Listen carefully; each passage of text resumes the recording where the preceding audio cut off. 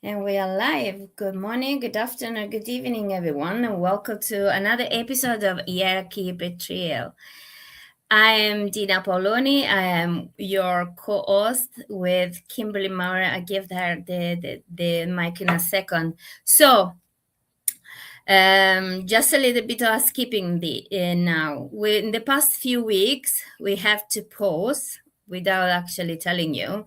And today is supposed to be the last episode of season 3, so episode 20 of season 3, and we're supposed to have a pause after this. But this is actually on my hand because I have some rough time, do something personal. So I needed to pause a little bit, and Kimberly, she was amazing to understand. She kept going with LinkedIn and all her posts, keep talking about silence and how nurses are put aside, don't have much visibility, all these things.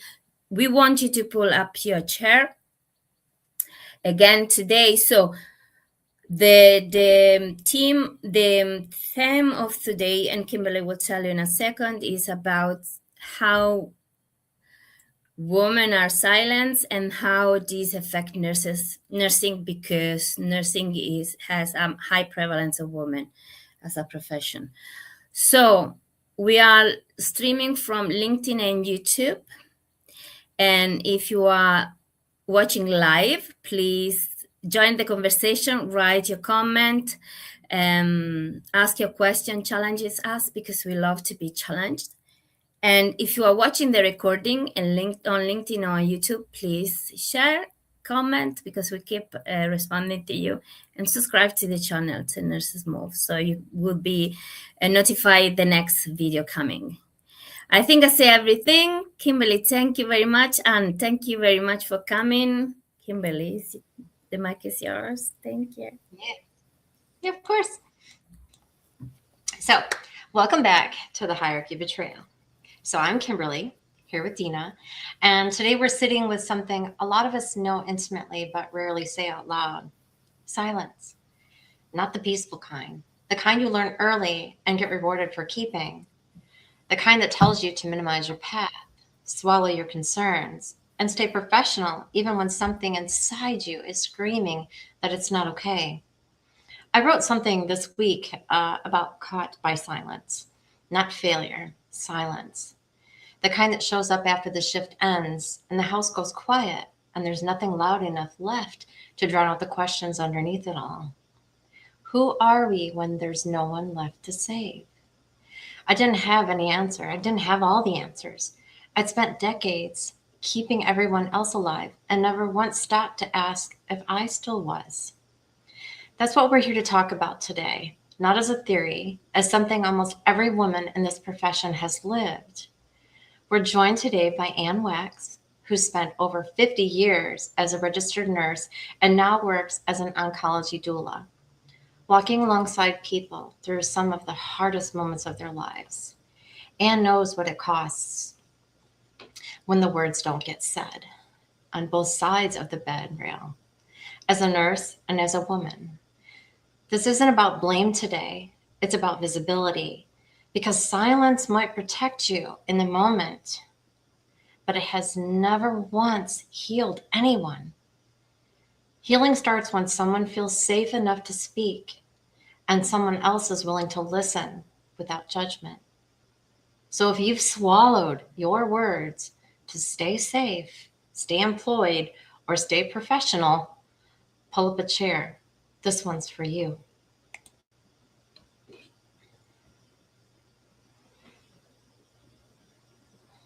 Welcome here, everyone. I want to ask Anne to share her story, but we have a song to play. Should we do it now or later, Kim? I actually forgot to do it before. I'm supposed to do it before. Yeah, let's do it now. I think it opens the whole show.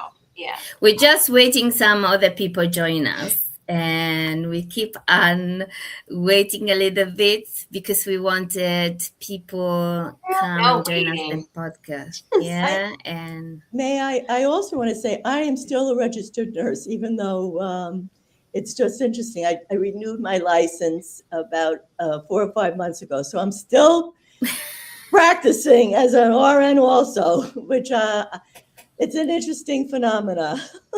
We're talking about this. Yes. So we have only a couple of people. Just wait a little bit because we just started. And so I wanted to remind you that we are streaming with StreamYard. So this is our StreamYard platform. And so if you want to ask questions or leave your contacts, interact with the conversation, you want to be recognized, you must give permission to live stream. To StreamYard to for your privacy. Otherwise, you've been, show as a LinkedIn user or YouTube user. So just this. Let's try to put some music while we're waiting. I think is this one the right one? Probably. Tell me if you can listen to the music.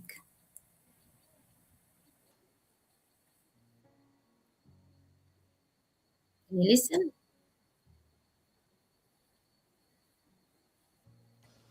Dina, click on the pause button and play it. Or click on, yeah, it's paused right now. There you go. Now click play.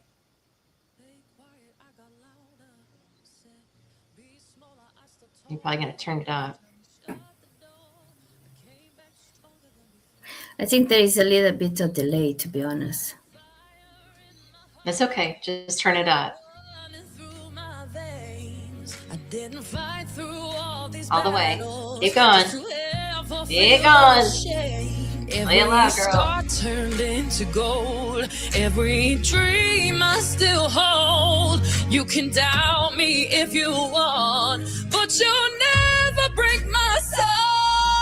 I'm a woman, hear me now. Standing tall and standing proud. Through the fire, through the pain, I rise stronger every day. Hands up high, let it show. Watch this woman glow. I'm a woman, fierce and free, and the whole world's gonna see. Strong and rise. Oh, we rise, and nothing's gonna bring us down. Strong and rise. We rise.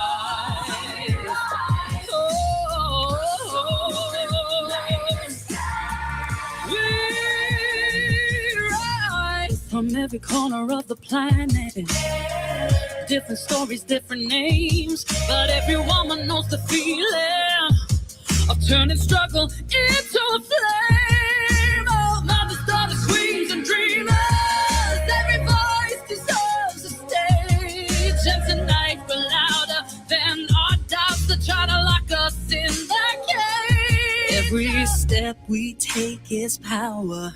Every voice becomes our roar. This is what the world looks like when we're not afraid anymore. I'm a woman, hear me now. Standing tall and standing proud. Through the fire, through the pain, I rise stronger every day. Hands up high, let it show. What's this woman glow? I'm a woman, fierce and free, and the whole world's gonna see me. Look in the mirror, say it loud. I am fearless, I am proud. Say it louder, let it ring. This is the power a woman brings. Oh, we are women, standing tall. Through the fire, through the pain, we rise stronger every day. Hands up high, let it show. Watch these women glow. We are women, fierce and free, and the whole world's gonna see. There we go. Welcome, everybody. We already have few people coming in. Please pull your chair and join our conversation today. I think we can start, right? Let me stop sharing I think Oh my we God, get I love that stuck. song. I love that song. I was listening to it while getting ready today. I'm like, we got to play that today. We got to play Yeah. that today. So thank you. Thank you. Thank you. Thank you very much. So we used to have a disclaimer every time before starting with our guest, but we received some feedback and we decided to review the disclaimer and create a new one. Next episode, next Sunday, will be season 4. So we will start fresh new with new people and new disclaimer. And so what I wanted to tell you is as usual, what we say today in our conversation are personal opinion based on our experience, expertise, study, all of that. So it's not meant to pull the finger to anyone or blame anyone. It's just we want to talk about a real problem happening in nursing and have a conversation so we can try together to find a solution. Or at best, what we want to really raise awareness on certain topics so that people feel less alone in their struggle. Because the more we're talking about it, the more people realize that they are not on their own feeling and experience these things. Because the topic we're talking about, this podcast, are global issue regarding nursing. So I'm very pleased to have with Kimberly to have Anne Wax. And thank you so much for coming. And please introduce yourself. Why people should listen to you? Tell us your story. Thank you very much. Well, my story is a very long story because, as it's been reiterated many times, I've been doing nursing for over 50 years. And everybody goes, "Ah!" And I myself do, because I cannot believe that I'm actually in a profession, actively in a profession for this long of a time. So there must be something wonderful about it, which I have found. And I feel it's very rewarding, creative, and I meet many different types of people who each day teaches me a lesson, connects with me, with humanity. And if it's all right with you, both of you, I would like to start a story, because my story is, I don't think it's boring, but I always find somebody else's story is more interesting. So may I begin with it's a story, if that's all right with you ladies. Absolutely. Go Okay. for it. Thank you very much. So what I always believe, and I'm going to treat everybody like a patient of mine who I bring into a suite, and I have them sit down, and many times they're apprehensive, scared, and wondering what is going on. So I usually begin with a story.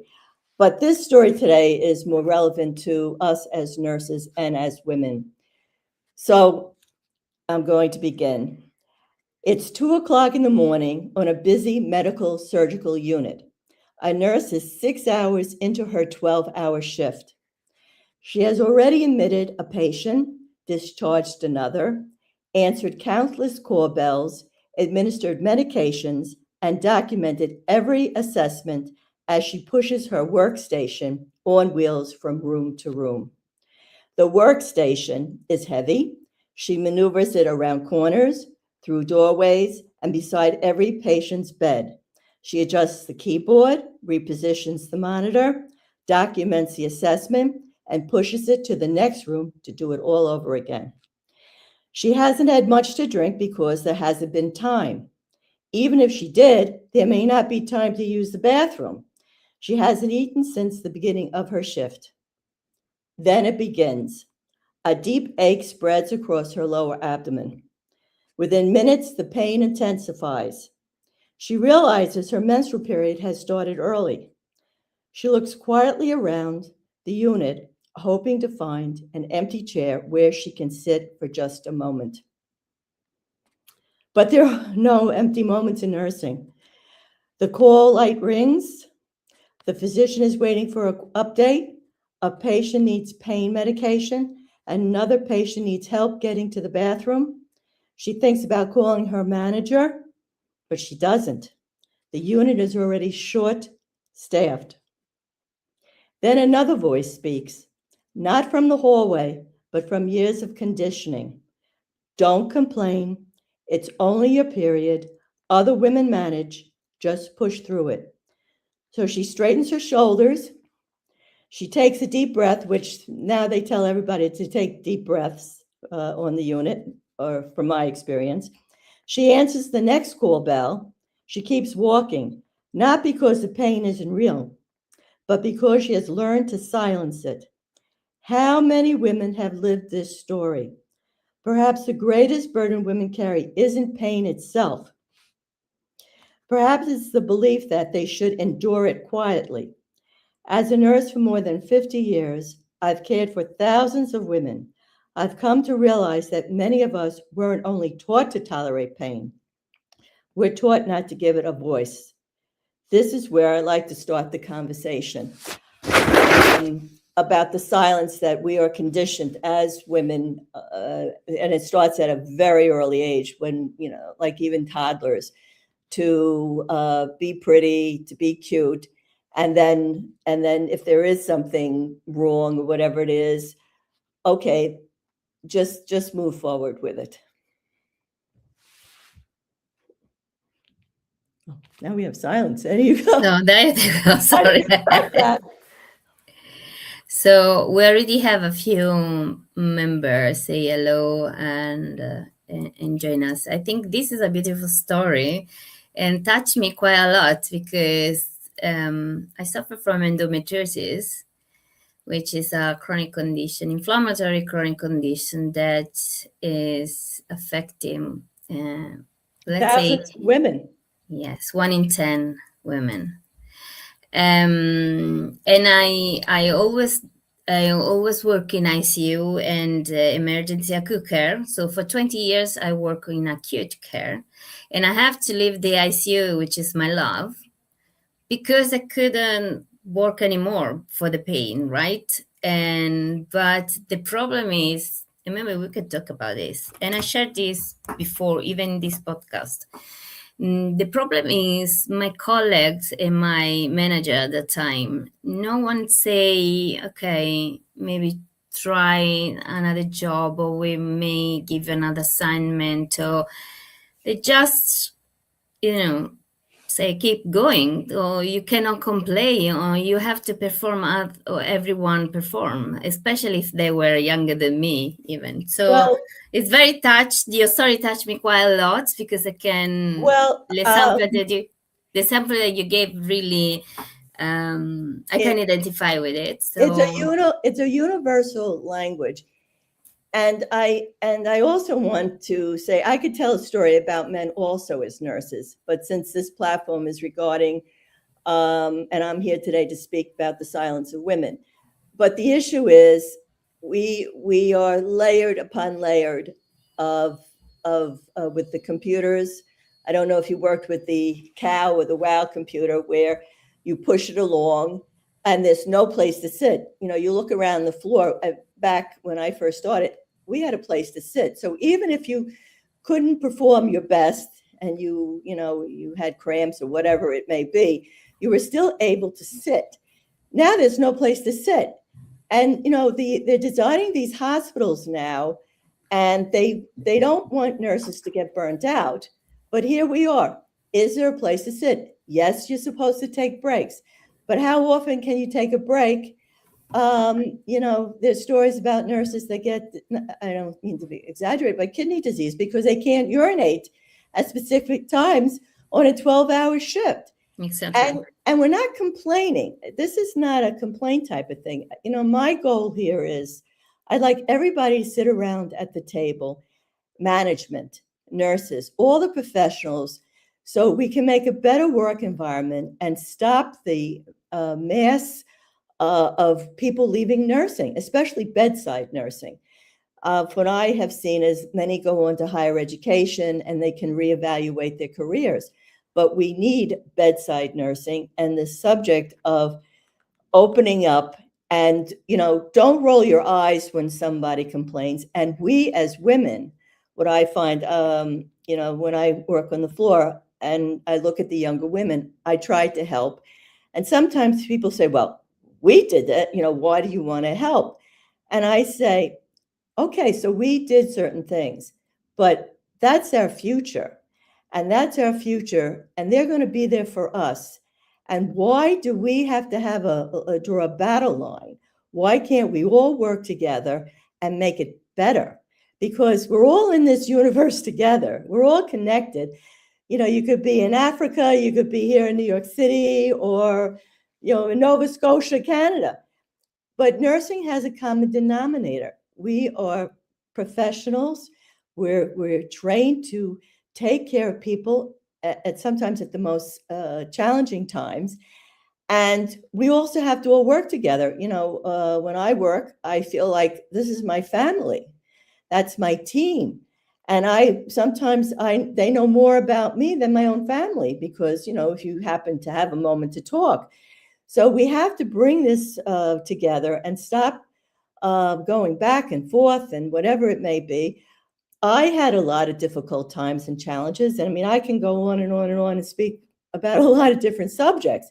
But now it's time to heal, bring it together, and move forward to make nursing a profession, not better, but a profession that we all know and respect. And how many times have I heard a patient say to me, you know, because I've done chemotherapy infusion, oh, I can do this, Anne. I can do it, because they get discharged, they go home, and they set up the IV. We teach them how to do wound care, A, B, and C. So people now are thinking, because they can do nursing's job, that it's easy, and it's not. There's so many perimeters that go into nursing that nobody's addressing. And I think it's time that we all come to the table, you know, so, you know, okay, something happened to you. I understand it. I'm not negating it. I'm talking in general. But now let's take those experiences and come and work together and make the nursing profession a profession that you won't have burnout. You have people helping you. You know, give a hand, lift up. Like you said, you know, you had to change your job, Dina. You know, you had to move on to a different thing, and you love ICU. Honestly, I don't know how you could do ICU, but that's another story, because that wasn't my forte. I guess because I talk too much. You know, when you're in ICU, you can't talk that much. You have to work more. But the point of the story is that's what we have to come to understanding. And in nursing, we have. My mother was a nurse, and that's not why I went into nursing. I got into nursing because I got talked into it. My father decided that this was a great profession for me. I don't understand why. I was all set to be a teacher. I said, okay, I'll try it. And the next thing I know, here I am. I'm a nurse for 50 some years, which is pretty remarkable to my amazement. But even when my mom was a nurse, the same circles, the same going around, the same short of staff, overload of all the responsibilities, doctors demanding from you, and a lot of nurses also. And I had this in my beginning of my career, jealous of what you have and what they don't have. You know, when I first started out, I was newly married. I moved to down to a new position, and there were a lot of nurses on the floor that didn't have what I had, and that's okay. And I didn't flaunt anything, but instead of looking at a situation, we have to start looking into the situation and stop with all the layers and layers and layers. And I think now it's time to unpeel it and look at how we can make this better. And I agree. And this is amazing. So you allied two things. The fact that, well, there are many layers, right? And many layers are really bound to our to our gender, and the fact that nursing is prevalent, is the prevalence of nursing is female gender. But also you say another thing, that all nurses say, we didn't complain, we did it, we carry on. So I would like to say something that unfortunately, when we do this conversation with nurses from any any age, right? Any age group. What we forgot, and I'm a nurse for more than 23 years. Okay, when I look at the young generation, I have a lot of compassion, because the healthcare system we're working now is the same we work in 40 years ago. Yes. And it's built for healthcare system for people need of 16 years ago, right? So the problem is now nurses have to deal with a generational shift. We are a bigger population to take care of. We have a lot of advancement in technology and medicine. So even the responsibility is the same. And even if we always been busy as a profession because it's a demanding profession, we forgot that now there is a massive pressure, even higher than what it was before. Nurses, they have a compound of thing to take care of. For example, we have a chart before the computer, etc. Now we have software and software and software to have to relate to. May I interrupt for a moment, if that's all right? So let's talk about technology, which I find fascinating. I agree with you, and I was with it before the technology, before the computers, and Me every too. step of the way, the people would say, "Oh, that's Me how you too. lost. That's how you lost the nurses." Now, I love technology. For me, technology gave me so many opportunities. But the interesting part is, and I wrote a post about it. Let's speak about the cow machine, or the WOW, the work computer machine, for instance. And I happened to speak with a nurse in ICU, and here she is. She's using this machine. She has to adjust the monitor back and forth. So somebody somewhere decided, okay, this is what we're going to give to our nurses. Not realizing, I turned to this young woman. I said, "Where do you sit?" She doesn't.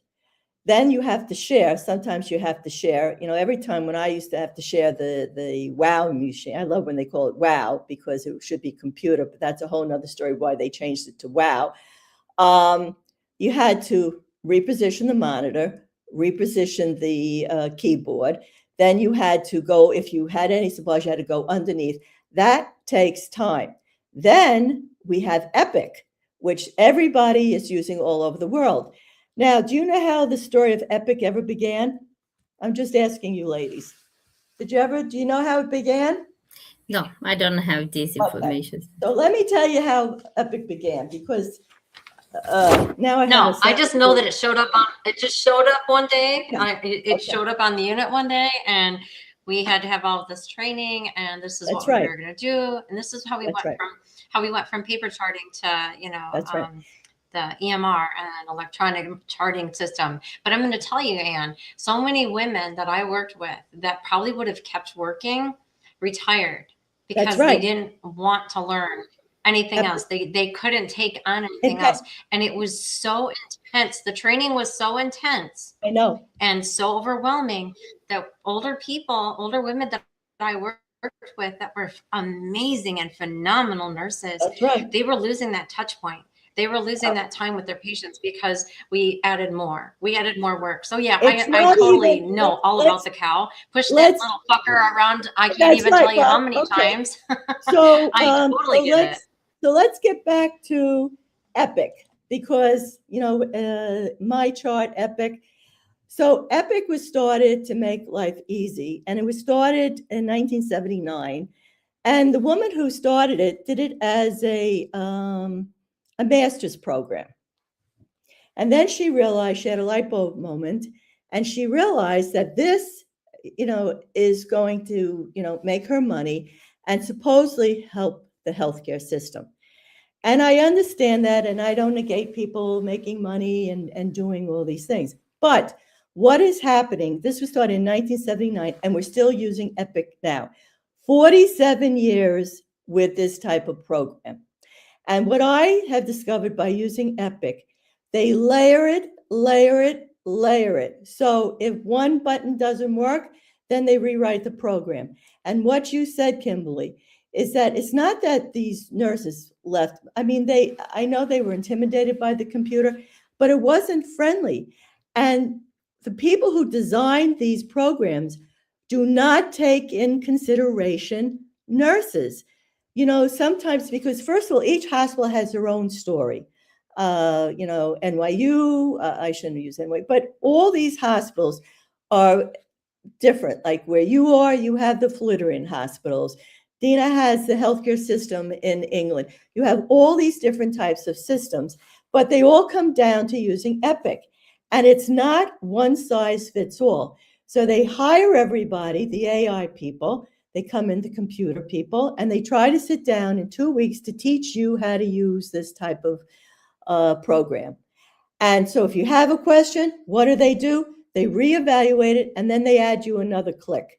And how many clicks do you have to do to take in to do your charting? How many clicks? How much time?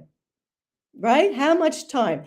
Instead of going. So when we first got Epic, listen, Ann, to answer your question, when we first got Epic in labor and delivery, we could do an admission in less than 10 minutes.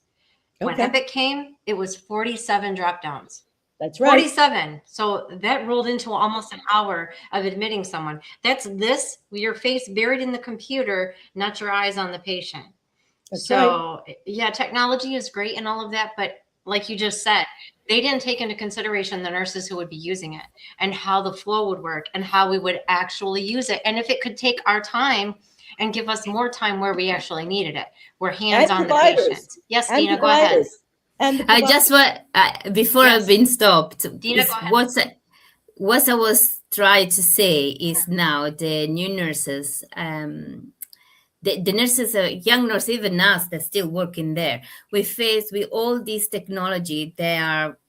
We have software and software. And what I was trying to say is these technologies are not made by nurses. Nope. Knowing their work. Are made by engineers that they have their own data set, the things that the product that creates is good for us because it's made on based evidence on certain data set. The problem is that the data set that is collected in order to feed this information, these softwares, right? They're not an exact broader picture of what is going on. So why they have this wrong idea that they create a software that can ease our job because it's based on base evidence data set, we actually can figure out that it's not enough or it's actually make our job worse because the data set that's being fed to this software is not enough to really describe our work as a nurses. And this is why we keep, and as a career coach, I've made a program about AI and climate change, all these features they're coming out. So this is why I keep saying you have to be involved as a nurse because the set of knowledge that you have, the software engineers doesn't have, even though it has all the data set available. You're right. You're absolutely right, Dina. But there's a caveat there. You need the nurses at the table. So when a nurse suggests something, when your nurse suggests the AI, because again, we're women, because many of us are women, and we make a suggestion or whatever it may be. Remember, these are layers, and this program was started in 1979. Exactly. So what happens is, so they roll their eyes and they go, okay, and that's it. That's the end of the conversation. They reprogram, they do whatever they do, and then they come back with another click of the button. I don't want to get so much involved in this whole discussion regarding Epic. I'm just trying to put layers on to why women are silent. Exactly. And this is why I would like to bring the attention again on the silence of women. Yes. Right. Because Epic, we just embracing Epic in my trust in UK, which is, you say 47 years, didn't know. I born in 1979, so I believe I have the same age. Well, that's the other part. So, and just a second. So, this software, the more they become bigger, because the more that they actually have money, the more become bigger, the more become global. So it's the case of Epic, it's the case of all the things and the new AI, all the things. The real problem is that we are not sitting at the table. And I think that the discussion today is really based and focused on the fact that being nursing majority of female representation, right? And women have been silenced because for century millennium, because it's how we evolved. That's right. Now we should do something about. So if we bring the attention back to silence a woman, we may then explain why nurses don't speak up and advocate for themselves, for all everything's not necessary software. Well, it has to come from management also.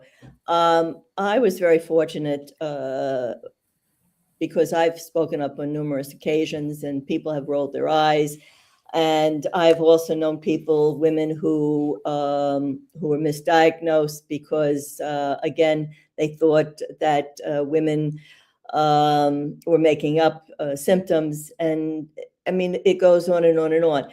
So what I'm saying is that instead of doing all these layers, women have to open up, and the management has to understand that if they want nurses to come back, that the conversation has to be yes. And it's not about retaliation. It's not about bullying. Go out for a cup of coffee or something like that. Talk in a friendship manner, because I'm not here to to bash or say this or that. I'm here because I want the next generation of nurses to stay. Many of these nurses now are second career nurses. So they were in one career and they still have to pay for their education. Then they go back into nursing, to a new career. And then they realize, oh, well, maybe I should go back to my first career, because this is not what I expected. We have TV shows now. And I just saw this morning about, they interviewed Nola Wiley, I believe, on The Pit, and it's so dramatic. They have the nurses there, it's blood, and it's they win all the awards, and but it's nice for a television show. But nursing is so important for bedside care. And the other part to nurses we are the witnesses. I can tell you thousands of times where I have been a witness to death, dying, someone on the floor, nurse with cramps, surgical issues. I mean, on and on and on and on and on. And we have to validate that and respect this profession, because we are the intermediaries of what is being healthcare. We can communicate to the healthcare professionals. We can communicate to the personal care assistants. We are the bridge, and we have to understand that. And management, instead of now I may get into trouble. What I've found is, usually they hire a manager, and the manager is someone that used to work with. I mean, this didn't happen recently, but this happened to me years ago. And they get into the circle of management, and then all of a sudden they changed. What happened to the complaints? What happened to, oh yeah, we agree with you. What happened? Now they're part of management, which more power to you. But if you're coming to that table as a manager and you're sitting, open your mouth, even though, healthcare policymakers may not like what you have to say, but they have to start learning to respect what nurses say and the input of nurses, because we want the next generation to be there and to enjoy nursing and to understand the necessity of good, safe patient care. Kim, I wanted to understand what you're thinking about. But we said this before. You said something profound, and that one nurse went to manager and they changed. And we talk about this several times, right, Kimberly? So once someone has been promoted, and then stop advocating for nurses. But and tell me, both of you, actually, not only you, Kimberly, but what I was thinking is, do you think that the younger generation of women now are less silent, or they are more able to speak up for themselves and say, maybe able to advocate for nurses? Or do you think because they are more free compared to our generation, the generation before, they don't care, just leave nursing? Because unfortunately the percentage of nurses who leave the profession the first year and the third year after graduation is very high. Can So I? what do you think? Okay. But Can I I? will let you listen, Kimberly, as well. Can Yeah, Okay, yeah. so since I worked with multi-generations, because I've been doing this for over 50 years, I always thought, because I'm part of the generation of liberation, supposedly, so I always thought the next generation, I have two daughters, and then I know younger women also, that I always assumed that they would speak up. And what I have found, which I find fascinating, no, they don't. Some may go and challenge because there's always somebody like myself or going on, the route of, oh, yes, we should do this and that. But everybody the silence maintains, for one, they want the job. And they've learned through, I guess, by seeing their elders, that when you speak up, nobody wants you at that table. So I was surprised to see that. And usually they would, everybody would refer to me, okay, and well, you go talk to this one, or you go speak to that one, and I remember I worked with a colleague once, and she said she used to go up front, and then she turned around and she found out nobody was behind her supporting her. And she gave me the advice. She says, Ann, if you're going to go speak up, make sure you have somebody behind you to support you. So that's what I'm saying with the younger nurses. As much as women, we're telling them, to open your mouth, stop being silent. They may not be silent to you as a mother, or as a wife or something like that. But when it comes as a profession, I still find that the younger generation still maintains their silence. And I think so as well. Kimberly, what do you think about, please? So I will say that being in this profession 36 years in healthcare and almost 30 years as a nurse, that it is different now. There's social media, there's other avenues for true. the younger generation to share their stories and to speak up. And we see it all the time. There's video after video on Instagram, on TikTok, on LinkedIn. People are not afraid to speak their mind anymore. And I am so proud of that, because it's the things that have been so pushed under the rug and have been for so long pretended that it's not happening. We're not seeing that. You make that shit up. That's not true. Da da da da da. But now these stories are coming out, and now the generation has a voice. And I am so proud of so many of those women and their voices, because they are bringing things to light that have not been spoken about before. We've been told to keep our mouths shut. We've been told to just do your job. Do your job. You're here to do one thing, take care of a patient. And that's all you need to do. And now, myself included, I'm finding that no, that's not the case. No, and like I said before, it's been posted all over the place. If you see something, say something, right? If you see something, say something, speak up, talk about it. We need to know it. But a lot of times, as much as that has been pushed or been promoted, it's not true, because you get labeled, you get tagged as this, or you get tagged as that. And those people that are all cheering you on and, oh yeah, please speak up, say something, go tell them about this. And then you do.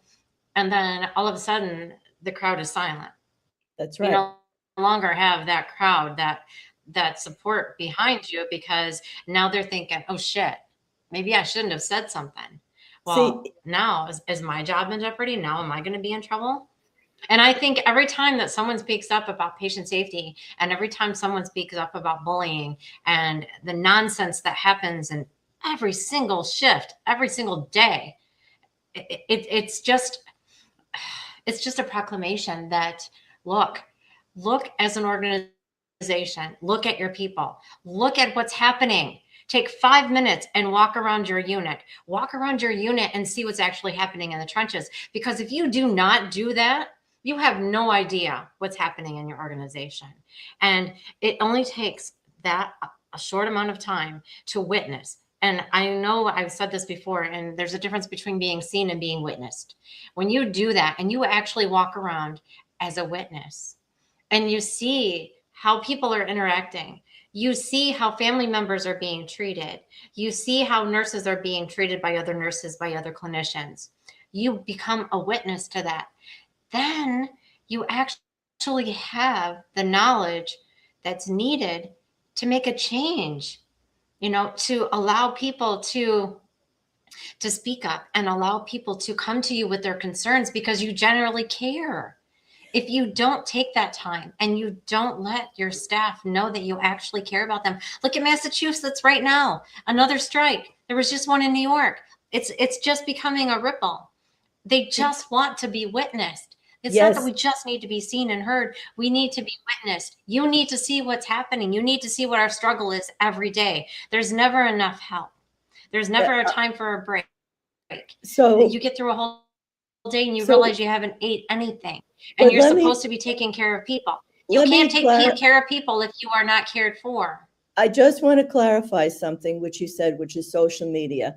And you're absolutely right. People are putting their stories on social media, and it's bringing what's going on to the surface.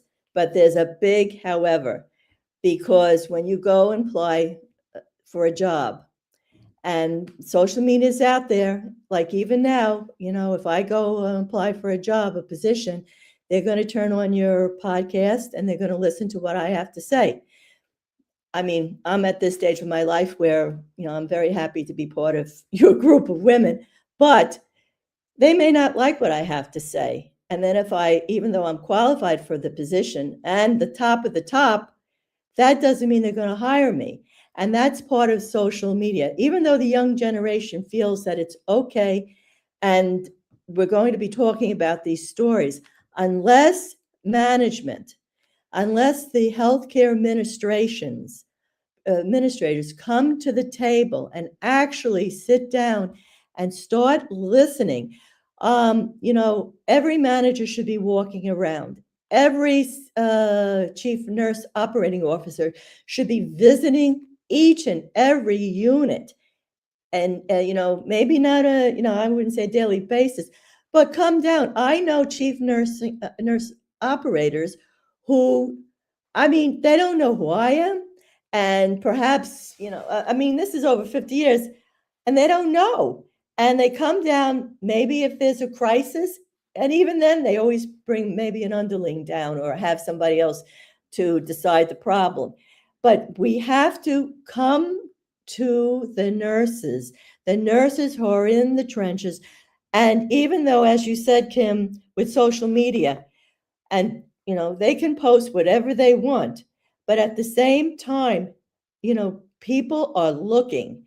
And it's very hard to open your mouth. And, I was fortunate financially. My husband provided for me, and I was able to pick and choose what I wanted. But what about a nurse who has a loan, who's a single mom, who has to work, and who has to provide for her family? What do you do? And then, sure, she can go post on TikToks, Facebook or Instagram and take pictures. Then you have the legality situation, because if you post something and if it's not accurate or somebody thinks it's not accurate, that's a liability too. And that's the unfortunate situation. And that's why I keep coming back to the same topic: is everyone. The healthcare administration, the top of the top, the chief nursing officer should be making her rounds or their rounds. You know, it's funny, when men finally came into nursing, I was there at that time too, I'm really a dinosaur. Everybody said it would be different. Everybody said men would make a difference. They wouldn't be like the nurses. And they don't make the difference. They're still part of the same scenario, the same issues. So we have to open up the discussion. We have to talk about the methods that we use for documentation, the machines that we use, our colleagues working as a team member, and bring it all together. And the most important part to it all, bedside nursing, because we are losing bedside nursing. And we need the nurses. You know, I used to tell I always say the hotshot doctors. I worked for a lot of different doctors. And I used to tell them, when patients would come in and they tell me how wonderful their surgeons were and how wonderful this doctor was. And I said, yeah, okay. And who helped you out of bed? And who looked at your wound? And who, spoke to you when you were facing your challenges? Who? I said, the hotshot doctor that came in and everything like that with his tie, with, the surgeons always had the bow tie. You remember the bow ties? They always wore the bow ties. I don't know if you ladies remember that, because, the surgeons, when they're looking at the wounds, point of the story is it's the nurses that do the care. It's the nurses. And when society starts recognizing how important nurses are, and I don't want gratitude. Everybody says to me, because I do oncology, and they say, oh, you're wonderful, you're an angel. I said, this is my job, this is my profession, and I want to do the best job I can possibly do and put my head on the pillow and know that, I did what I had to do. That's how I feel. And with this thank you and wonderful, we have to start understanding the importance of nurses. I was replying to Kimberly. I agree with both of you. And the fact that it's a social media, I don't think that people speak up more. Also because there is actually a very big debate about freedom of speech in the West society. I think that with social media, maybe a few who have courage to speak up, they are could be more popular because social media is amplified. What I notice as a career coach, and because I work a lot with team dynamic, I work with a lot of tools, especially cultural intelligence. Now, cultural intelligence, we mistakenly think that is between culture, like, UK, I'm Italian, I've got my Italian culture, I come here in UK, and there is a British culture. So cultural intelligence is not necessarily between two countries. Cultural diversity is also among age group. So if I stay with my age group, and I think that my age group is the only one who understand everything, I will exclude the opinion from other age group. So I think that we should sit down and understanding how experience and how far our experience brought us, but also understand or the people experience and culture. If we don't communicate each other as nurses, there's no one. I understand that the leadership must change, and I agree with you on. And also I can say we talk about this every time, and our larger population, larger audience, and Kimber can testify for that, are leaders. So the leaders are listening to us. They're interested in our conversation. But the thing is, and I want to say, I'm working on the awakening nurse theories, which actually imply that the transformation was started within and then compound with other people in a team dynamic. But anyway, we must really understand what we are going, what we are going through as our experience first, and be open to other people's experience. If we don't communicate each other among nurses, there's no way we can leadership understand what is going on in our profession. If it's not us, the very person of the profession who understand the problems, to talk about and fix the problem, we cannot expect or wait that someone else does for us. So, and I understand that when male nurses arrive in the profession, leader changed, because the majority at the end is the majority at the end create the dynamics, right? If we are, the majority as a profession is nurses, are female, right? Even if we have male with a strong character, maybe, I don't know, not necessarily males pick up more than the female, but the history showed us, right? So even if we have now all these males coming in our profession, there are an inferior number. So we still, unfortunately, keep silence because it's how we're being raised, because we are women. And so this is why I want to come back to the topic today again. How much the fact that women are being raised to stay silent can affect nursing. Because we talk about leadership all the time, we talk about generation all the time, cultural all the time. But how do you think can we have what we can do to make sure that women start to speak up more, and so because of this, nurses start to speak up more? I don't know if I express myself properly. Okay. No. I understand what you're saying, and I'm laughing in the sense to myself, not because of you. I have 2 daughters, and you know, I thought I raised them, and they're independent women. And I work with, in fact, I worked with some of their friends also in my unit at the time. And, you know, I'm still the one that's charging, so to speak, out there. And I always find it interesting how no matter what generation is, women are still taught to be quiet. And I raised my 2 daughters to be outspoken, and they are at times, especially to me. But at the same time, when it comes to the profession, and I think it goes back to feeling secure enough to speak out. Again, Exactly. I was able to do it because I had a backup. I was very fortunate that my husband understood me when he married me about, you know, how I do speak up.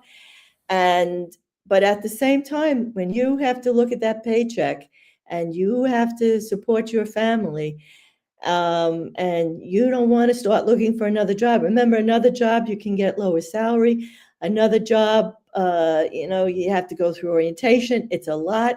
When you know the routine, it's easier. I don't know when this is going to end about stopping the silence. But what I do say is, if we are our own people, person, and if we see a nurse that's in need, or a nurse, like a lot of times, like many years ago, I worked at Johns Hopkins, and you know, sometimes the patients died. It was an oncology unit, and they died. And there were some nurses that were very close to their patients, and we used to put the shroud around them. And I would say to them, okay, I'll do it. You go sit down. Or, you know, sometimes, let's fast forward, there are nurses that, I know some nurse that has endometriosis. And I would tell her, go sit down, take a break. You know, I'll help. Or even a personal care assistant, anyone who needs or something is going on.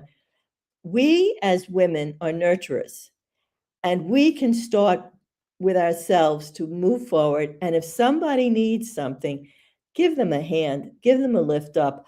I was very fortunate to, when I was younger, when I worked at Johns Hopkins, I did have wonderful nursing mentors. These were nurses on the floor that took me underneath their wing. They taught me, you know, to speak up. They taught me how to speak up to my husband. So, we're still married. So the point of the story is that we should understand what was. Yes, it matters. It makes us who we are. But let's help the next generation and let the conversation begin with, we're all in this together. We're not on Mars or Venus. We're here, and we are working together to make it a better type of situation. And that if there's something is going on, actually, I had a doctor, he spoke inappropriate to one of the nurses, sexual innuendos. And I told him, I told him it was inappropriate. And, this young nurse would not have said anything because, she needed a job. So what I'm saying to you is I was very fortunate that I was able to do these things. But most people and most women aren't. So you have to do the risk and benefit. Even though it's social media, you can, tell every story and put it all online. But always remember, as much as you want to be honest, and I do believe in freedom of speech because, I certainly do it all the time, but I always have a backup, and I can do it more freely than somebody that's a single mom that has to work nights and needs the money. Absolutely agree. Kimberly, you're quiet today. I'm probably doing all the talking. I'm sorry, Kimberly. Yeah. You're fine. No, it's okay. Okay. It's okay. That's why we wanted you here. But I mean, I have a lot to say. First off, I think social media and people putting their stories out there, you have to pick your battles. You have to think about what you're going to say before you say it. You cannot just be, willy-nilly and throw somebody under the bus or whatever. And it has to be just really thought through. I have to say that. Just really think through, kind of sometimes I tell people, write it down first, write down what you're feeling, how you're feeling, because a lot of times so much of that anger you can get out. If it's something you're angry about, you can get that out, and then you read it back to yourself and you're like, whoa, I didn't really realize that I was so angry. And now I'm really glad that I thought it through before I said something, because obviously once it's out there, it's out there. You can't retract it. It's out there. People have seen it. And I definitely encourage people to speak up. And Dina, our podcast from the very beginning has been about silence, and it's been about talking and speaking up. And it's not so much even just speaking your mind. It's just not being so afraid to tap your toe in the water. Just get out there. Just get out there and talk to other people and make connections. Find your tribe. They're to your left, they're to your right. They're standing right in front of you. These are the people and the women that you work with every single day. And you just need to find them. You need to build those relationships. And here on LinkedIn and with this platform, we see post after post and story after story about speaking up and about how the silence is daunting and how speaking up can be even more daunting. But it's that collective knowledge. It's that collective renaissance of coming together and building upon one another's stories and listening. I think that's the biggest thing that we've lost in so many years as of late. Are we really listening? Are we really taking the time to listen to what somebody is going through? And if you have somebody who is a high performer and has been doing really, really well, and now you find that they're very silent, that's when you need to get curious. And I think curiosity are things that are really missing right now in healthcare. People aren't looking past their blinders. They're focused this way and they're not looking at the people around them. If you've come across somebody that has suddenly become silent, ask, are you okay? I'm not digging. I'm not being nosy. I just noticed that you're a little bit quieter than you used to be. And if there's something that's weighing heavy and you'd like to talk about it, just know that I'm here. So many women, especially in this career, just need to know that there's somebody there. There's somebody that actually sees their worth and values them and notices when something's off, because people don't go around broadcasting what's happening in their lives. They don't go around speaking about all of it. But sometimes when someone actually acknowledges that change in you it opens up that whole Pandora's box. It opens up the floodgates, and somebody who may be on the edge of killing themselves now doesn't have that thought anymore. Now they feel like someone has witnessed them. Someone has actually taken the time to see them as a human being, as someone who is spending their day with us. It's like Dina and I always talk, this is our work family. You know, you have a work wife, you have a work husband, because we spend so much time with these people. These become our brothers, our sisters, our family. And I can say in all of my career, I have valued those relationships so very much, and they are still with me. You know, when I just wrote the article and was put into the Spirit of Nursing magazine, it was the story of my life, of my journey, and where I came from. But it was the beginning at the age of 17 where the director of nursing, it was Oddfellow Rebecca home back then. It's now since gone. But she took me under her wing, and she allowed me to grow. And she saw something that I didn't see in myself. And she trusted me. And that allowed me to trust myself. And I think that's what, you know, Dina and I talk about so much, and you as well, Anne, that we want to take people under our wings. It's not about the alphabet soup and all the titles that you have behind your name. Bravo to you. Congrats. I'm proud of you. But look at that alphabet soup differently. Look at how much you have learned, how much you have grown, and how much you actually have to offer other nurses. And when you see somebody struggling, don't say, well, you should have known that. You've been a nurse for how long? You should have known that. Bullshit. We don't know everything. I might know something that you don't. You might know something I don't. And that's very quite possible for considering all of the years between the three of us have right now. I mean, what was it? 36, 50 plus. Dina's 23. I mean, God, do the math. That's a lot of years of experience. And the stories that we could tell. More than 100.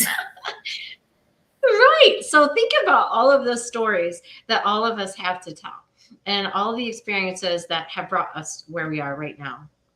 And like I said, if you're getting on social media and you're posting or whatever, I want you to be human. You don't have to be perfect. You don't have to be polished. You don't have to show up corporate. Just be yourself. Never be afraid to be. Just like I said, pick your battles and think about that anger. Perhaps put it down, write it out first before you broadcast it. And a lot of times that self-reflection of, wow, again, I didn't realize I was so pissed off. Now maybe I won't bring that fury and that fire to a post, because now I'm not ranting. I'm inviting people to have a conversation with me that I feel is important. If you are just getting out there and you're ranting and you're all, it lands differently. So think about that when you're posting and when you're on social media. And I will be the first to tell you, I do not get on Instagram a lot. I do not get on TikTok a lot. I'll scroll when I'm bored and whatnot. But my primary focus has been LinkedIn. That's where my village is. That's where my people are. That's where I'm building a campground. It started out as a campfire and now it's a campground. And I am so deeply humbled for that, because I love my people. And you two started out as my people. And you guys have lit a match, passed the torch, and now we have more fires. And I love that. I love that. But kind of getting back to, because I can go on and on and on, just like you, Anne, and Dina as well. But getting back to what's causing women to be silenced in this profession, we're so afraid of being labeled. And the lateral violence that we see every day, you know, with our teams, with our coworkers, and with those people that just, when they clock in, they're not even checked in. Sometimes they're completely checked out when they clock in. They're still carrying what they had happen to them yesterday, you know, and it's just this process of take another patient, move on. And there's no time for that space just to breathe, to decompress, you know, to let me just gather my thoughts. Let me just gather my thoughts for 5 minutes before I have to put another mask on and step into this next room. And you guys, Dina especially knows me from the very beginning. I've talked about the masks that we wear for a very long time. And you put a different mask on for every patient room you walk into. You put a different mask on for every situation that you're in healthcare, because it's either a happy face or it's a sad face, but don't ever show a fearful face. Don't be afraid. Don't be afraid. And never, ever, ever shrink to fit a room. You are beautiful, amazing humans, and you have so much to offer this profession. And when I say speak up and don't be silent, I mean, know your values, live by your values and why you got into this profession in the first place. And if you have ever lost your way, go back to your why. Go back to why you started doing this. What drove you to be here? What makes you want to stay? Why do you stay? And a lot of times when you sit with that in your own space, with yourself, you learn so much about you. You learn so much about what you'll tolerate and what you will not, and what you feel safe speaking about. And there is nothing wrong, absolutely nothing wrong with going to management and going to leadership with your concerns. If you are dismissed, you bypass them and you go up the ladder. Always know that there is a chain of command for a reason. If one person poo-poos you and doesn't listen, move up the ladder. If it's something that is very important and that affects patient care, that involves risk management or is risking your safety as the nurse, you need to go up the food chain. And I say that with absolute certainty. Go up the food chain. And just know that there's always somebody out there that's going through something very similar. And all of us are talking. All of us are sharing our stories. All of us have gathered around this campfire here today to do exactly that, to let women know that you don't have to be silent. You don't have to shrink to fit a room. Just be. Just be. Dina, would you not agree? Yeah, I agree. I think it's hard, by the way. And I think if Han also has a point, you must speak back up. You must, to feel free to speak, you have to have some certainty. Because it's hard otherwise to speak up. And as a career coach, I help my client to speak up in a proper way, all the things. And this is a way, and it's also there is a way to speak up in public on social media. It's not just, go and write whatever you want.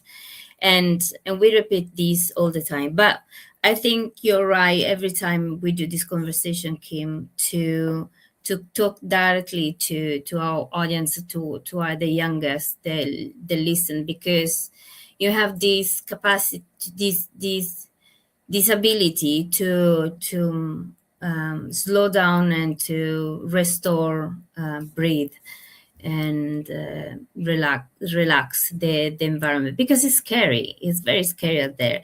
And I believe it's much more scary for a young nurse who just came out of the study and start to work in this kind of environment that gets crazier and crazier and crazier. I don't want to remove anyone from my generation or generation before, but it's getting less safe. It's getting also actually probably for social media, because people can be put in the spot without even wanted to be put in the spot. So it's hard, but my question still the same. How we can understand, I don't know, maybe I have to change the question.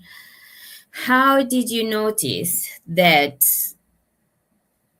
nursing or nurses don't really speak up because it's something that implies in our gender, because we are raised to not speak up? Because then, and all of us have a different personality, right? Since I was young, I was speaking up or tried to advocate more than for myself. I used to advocate for others and get in trouble for that. So I always have this personality to want to, restore rights and fairness especially for those who has no voice. So what we do here, Kimberly, with our podcast, we give voice to the voiceless. But it takes courage and also take a backup. I mean, we talk about NMC and fit for practice, right? In the past, I don't know if you have the chance to watching, Anne. We talk about how unfair it is a fit for practice here in UK with NMC. Now, I still work in clinic as a registered nurse in chronic pain. So I assume the responsibility of what we took in this podcast, right? And we will have soon another guest that will talk about fit to practice with the NMC regarding specifically international educated nurses. So you need to have a good dose of courage, but you also need to have a backup to feel safe to speak up, because there's not that much freedom of speech. But as you say, Kimberly, there is a way to do it, and also don't do it when you are in a rush or you are angry about something. Just cool down, reflect on what's happened. And actually we have several tools to reflect. I use journaling. I have several tools to help journaling to reflect on what's happened. We're a really good profession to do reflection, right? We used to do reflection. So I think the important thing is to, after something important happen, get out of the situation. Once this is finished, go out of the situation, cooling down, sit down and reflect what's happened, what we could have done differently, what we should do next time that a similar situation presents itself, and then really understand, analyze what's happened, and then if needed to speak up in the right way using the tool, the law and the policy that are in place. But again, I think I want to bring up the conversation. We have some comments, Kim, I think we must read anyway, otherwise we won't read. But I would like to pull down the conversation, why as a nurse, why as a woman we are silent, and why we're not able really to speak up and so defend our profession. I did want to say, Dina, speaking on what you just said, I think it takes a certain amount of courage, but it also takes a more valuable and amount of restraint. You really have to look at the audience that you're ranting to or that you're speaking to, and you really have to take into consideration how it may affect not only yourself, but those that are watching and those that are listening. Exactly. Another thing I actually wanted to say is listen is part of the conversation, because if you say our truth, but we don't listen to other people's truth, I believe this is really combined to the fact of cultural intelligence that I was saying before. There's no space for speaking up if there's no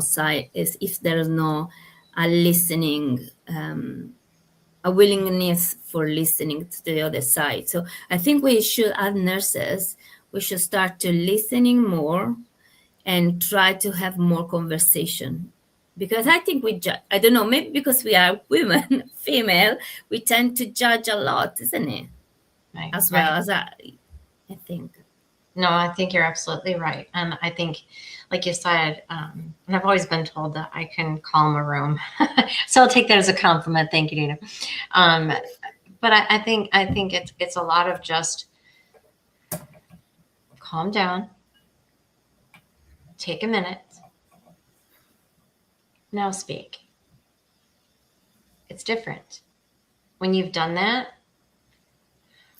but it's not easy because it changes how you reflect. It changes how you're going to react. Yeah, but I think we should integrate, because it's not a practice that everyone.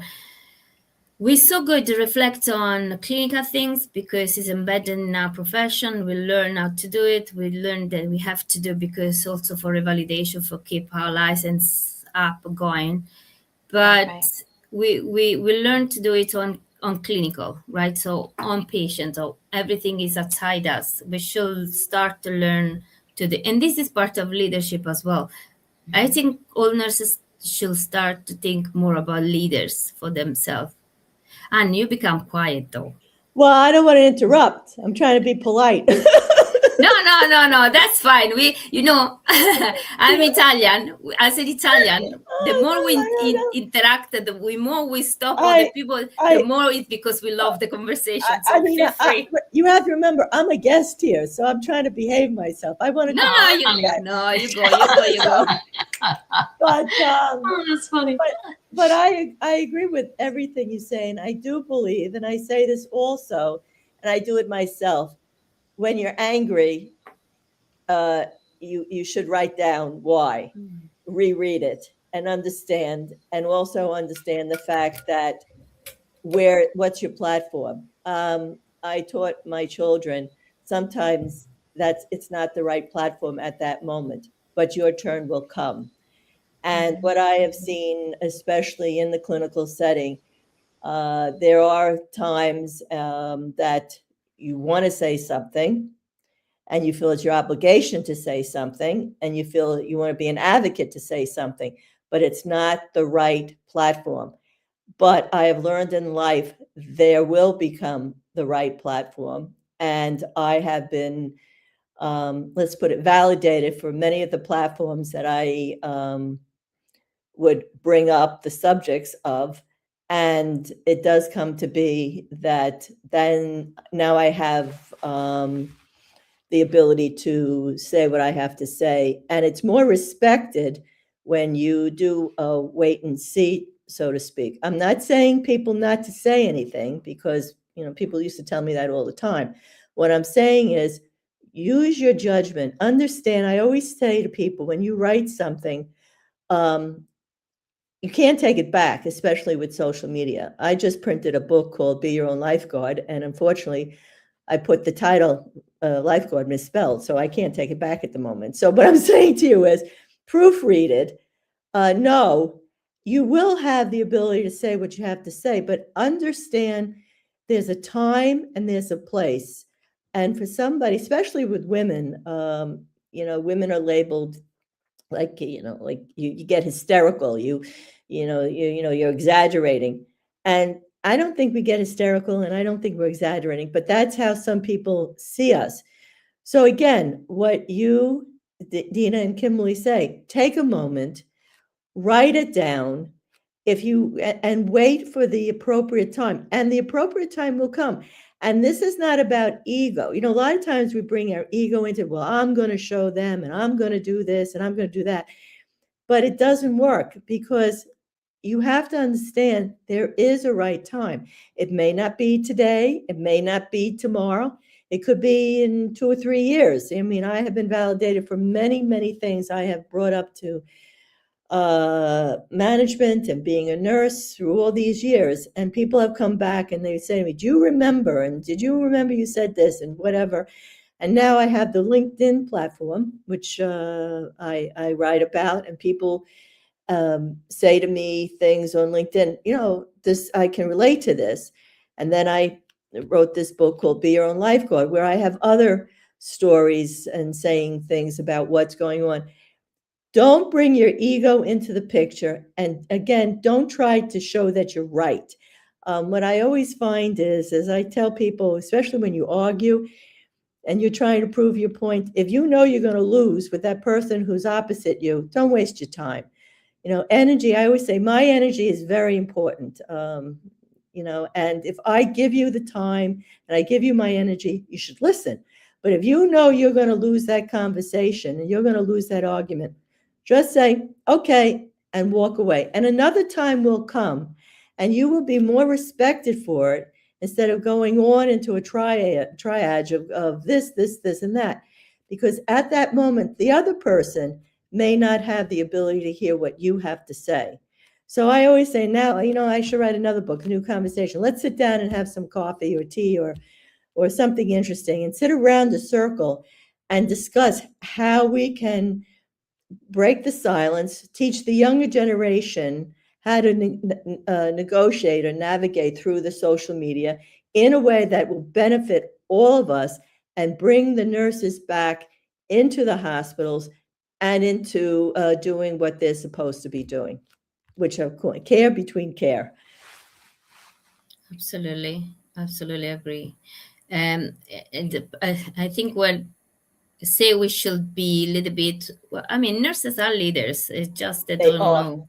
They just don't know, actually. It's part of my job as career coach is actually help them use the right, even though English is not my first language, but it's not about grammar or English language itself per se. It's more about negotiating, as you said before, be able to understand the emotion of the other. In fact, we use emotional intelligence quite a lot. How to understand the emotion of the other part and read the environment. The same when people go for an interview, right? So be able to sit down and listen to the other person, listen 360 degree, meaning also emotion, right? What I say is nurses are leaders, even though they don't think they are. Exactly, yeah.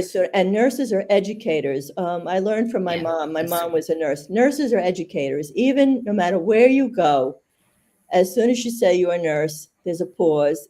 And my mother was always educating everybody. And unfortunately, I speak to everyone wherever I go. And somehow it comes back to be educators. And that's what nurses have to understand. The value of what they say is very important because we do learn about people. We learn about healthcare. We learn about nutrition. That's one of the reasons why I became an oncology doula is the fact that I can go from the hospital situation with a client, with a patient, and listen to what the nurse navigator says or the doctor says, and I can walk them out the door and go back to their home or wherever it may be, and let them replay what they just heard. And I don't make the decisions for anybody, but I help navigate them to see the risks, the benefits, and what is best for them. And that's what nursing is. Even when you go in and, we used to do, patient care, even that bed bath that I don't think they do anymore. We would go in, we observed, we used to talk to the patient. We used to, see if they had wounds or bed sores or all these things. And that's what nurses are.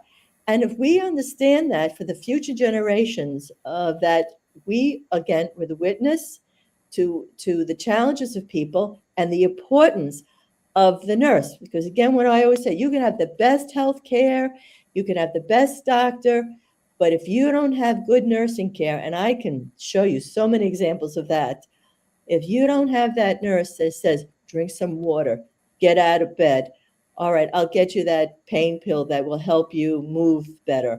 Or here's your discharge planning, and this is what you need to do. You're not going to get, you may get well, but it may not be the wellness that you're looking for. And that's the important part about nursing. Absolutely. And I need really to go to the comment because I think, the same care that we give to patients, we should give to ourselves. To each other, 100%. Right? And for this reason, I don't want to preach, don't do it. We should give space to the comment because we were very active. I love this conversation. It's very active. But the audience is very active as well. So, Kimberly, should we read the comment? I showed a few comments before. And I think we should start from here. Yeah, so this is from Jen's. Kimberly, your passion, authenticity, and unwavering commitment to lifting others up are truly inspiring. Thank you for everything you do. That is so very kind. Thank you. Thank you. And then Flavia, I love Flavia. She says, Flavia is hello, everybody. amazing. I love her. She says, hello, everybody. I'm sorry I'm late.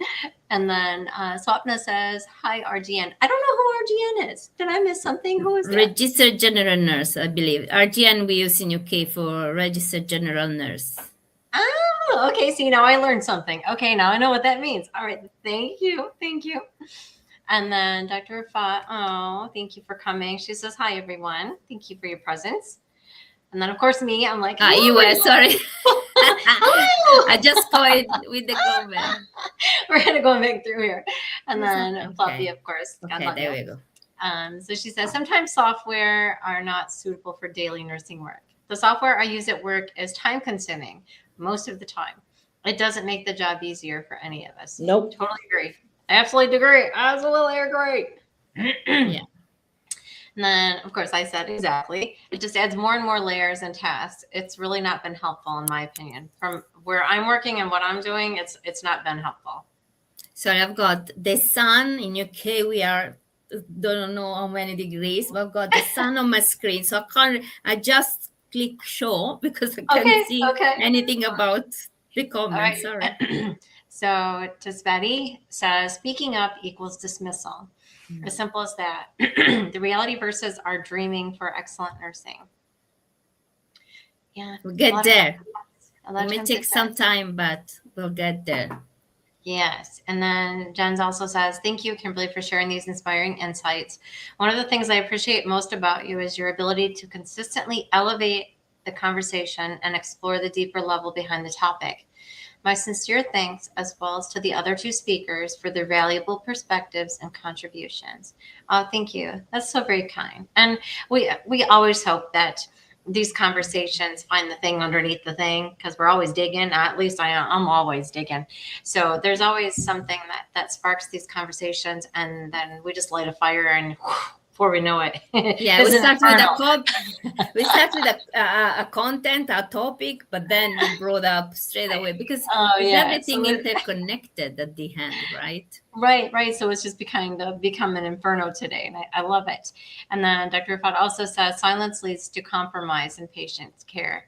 It does, because how many times, and I've seen people do this or share stories where they saw somebody do something like, I don't know, hit a patient on accident or whatever, but it caused an injury, and they didn't speak up. They didn't say anything because they were afraid they'd get in trouble.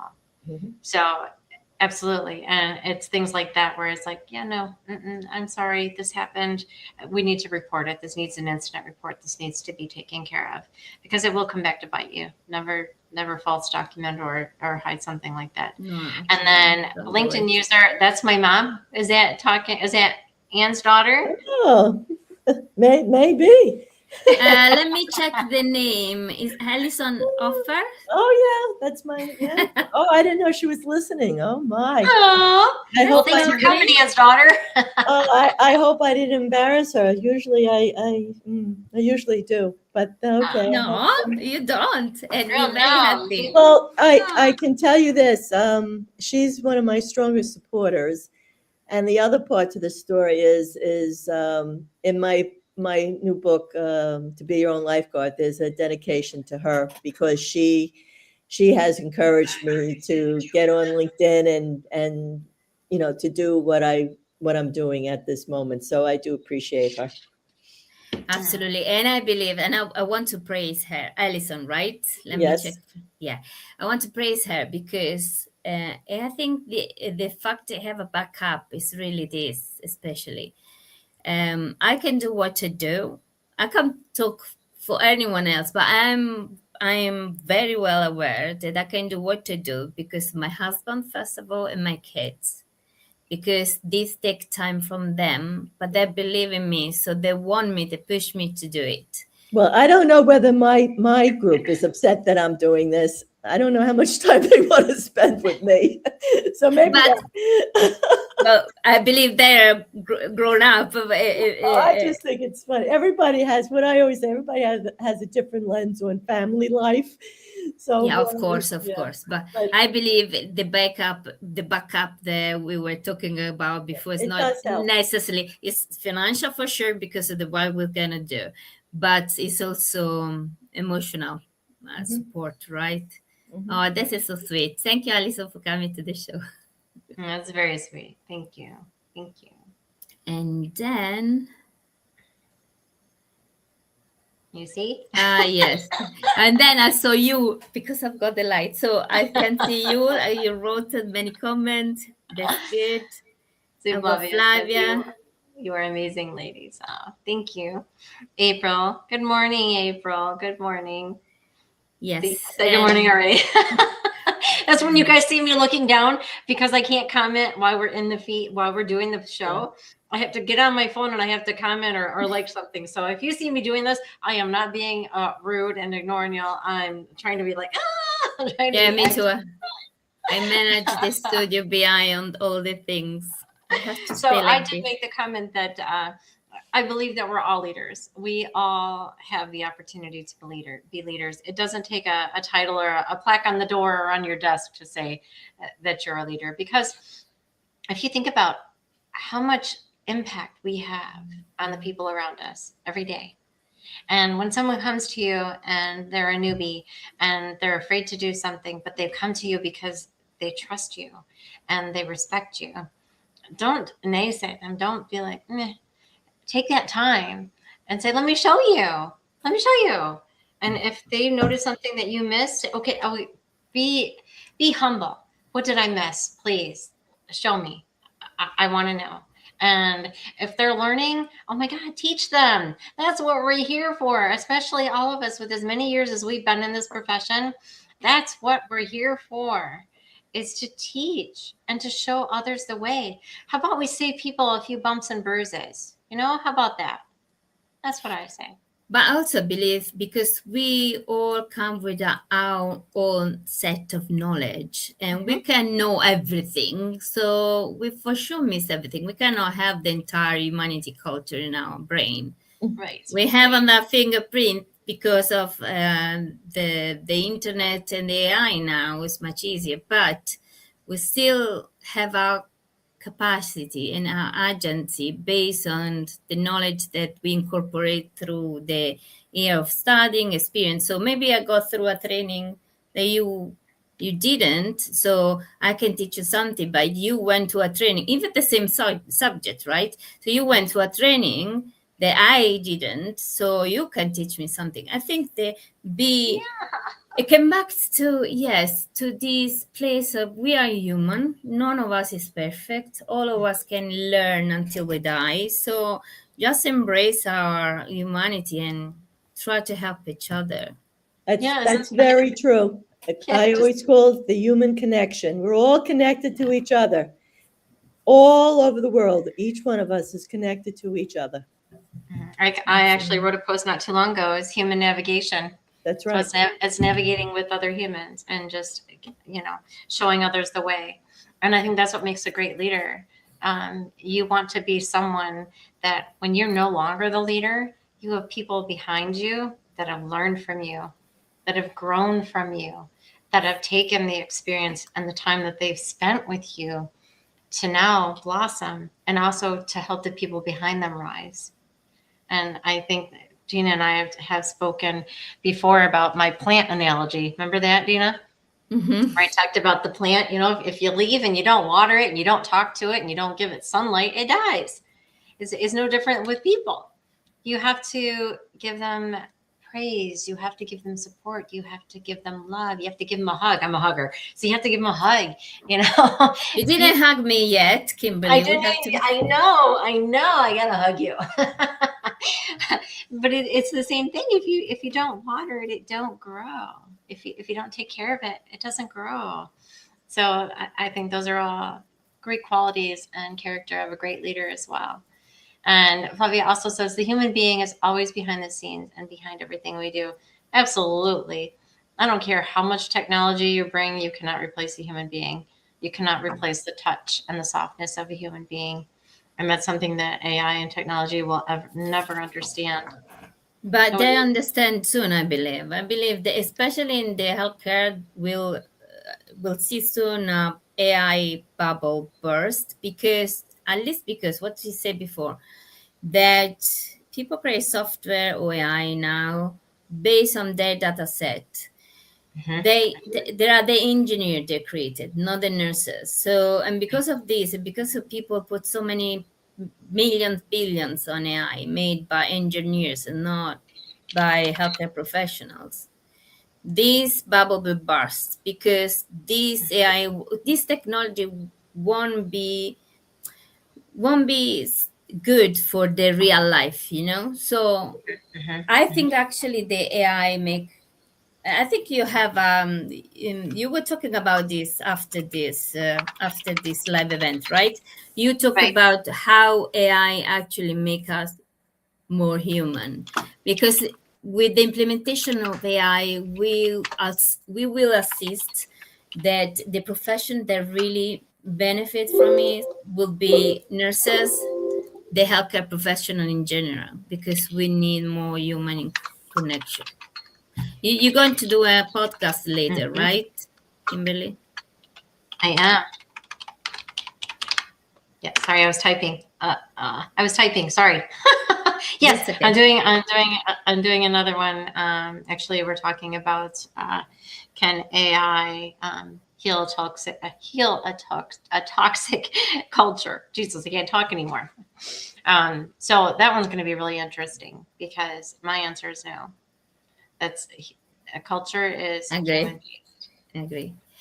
And Culture what do is you think about this conversation and what you want to, if you can say the last message of this conversation, because I believe we're going to have many more, but we are here doing this conversation, and people are welcome to come back if they felt welcome and they felt they have a good conversation. So what do you think will be a good summarize, or the last message you want to send to this audience for this conversation? I appreciate that everybody took their time, because I realize time is very precious, and they spent their time with listening to me, because you put me on this picture, and with you and Kim, and I do appreciate that they did this, because as I said, as I learned in life, time is very precious, and to take time out of their daily life to be part of this conversation,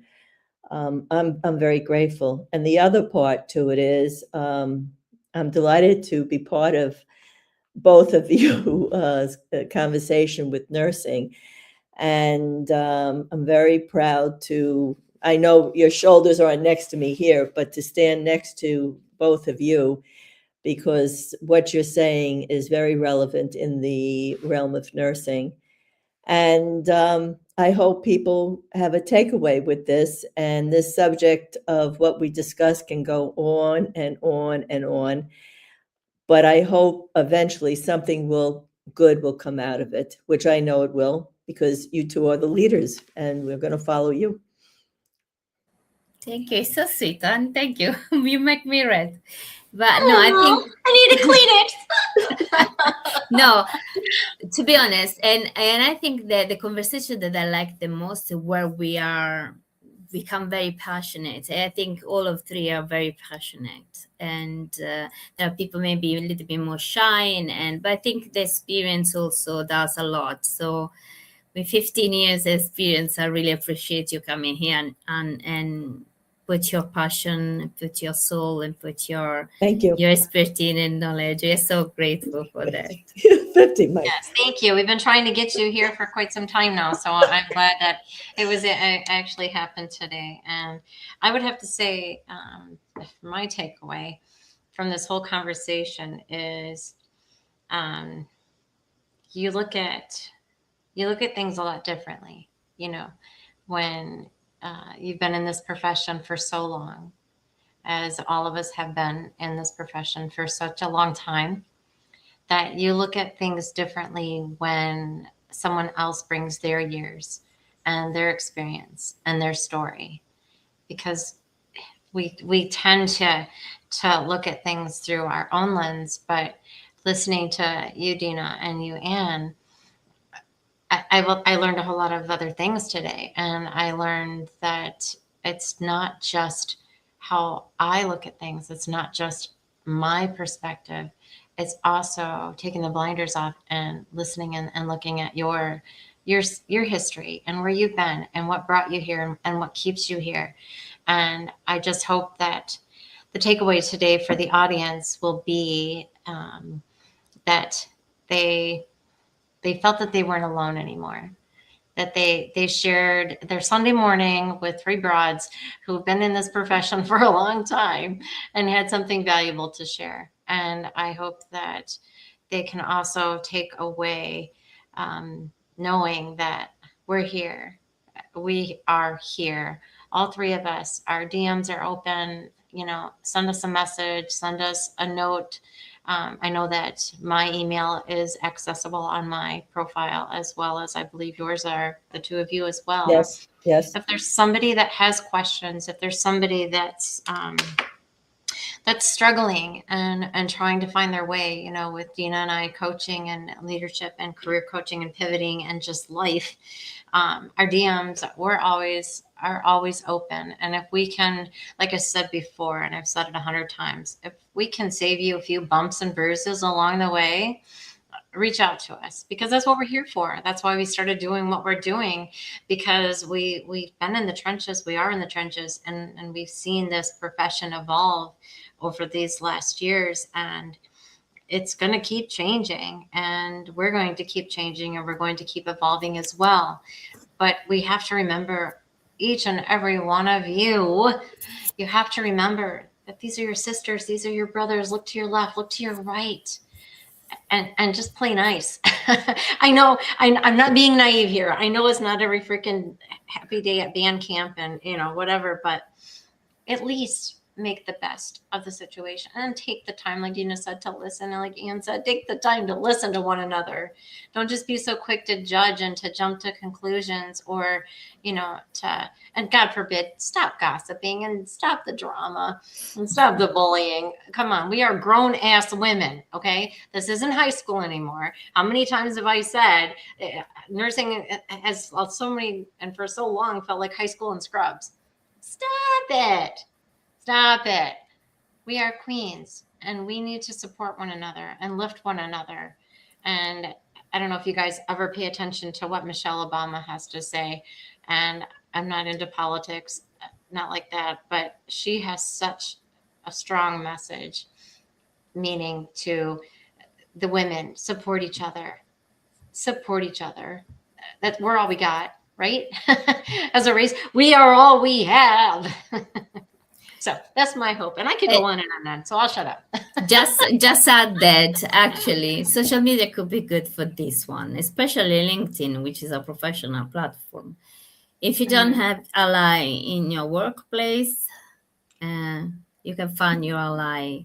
I mean, I'm in UK, I'm in New York, Kimberly is in Florida. So, I mean, we find allies, and we can talk each other, and our DM are open.